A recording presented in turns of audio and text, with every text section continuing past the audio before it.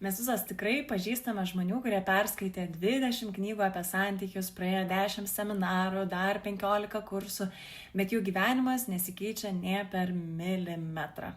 Ir tai nėra tinginystė, tai yra labai dažnas neskirimas tarp informacijos ir transformacijos. Mes labai dažnai naudojam mokymasi kaip pačią protingiausią atidėliojimo formą. Mes slepiamės už knygų galvodamas, kad kai sužinosim dar vieną teoriją, mums tada jau bus nebebaisu veikti. Bet juk dviračiu važiuoti išmokstame tik sėdę ant jo ir pajutę vėją, o neskaitydami instrukciją. Tu jau žinai pakankamai. Transformacija ir pats didžiausias smagumas prasideda nuo veiksmo. Sustabdyk informacijos vartojimą šiandien, ypatingai begalinį informacijos vartojimą. Kokį vieną drąsų, netobulą ir smagų žingsnį gali žengti dabar? Eik ir padaryk tai. Būtent ten ir prasideda tikrasis tavo gyvenimas.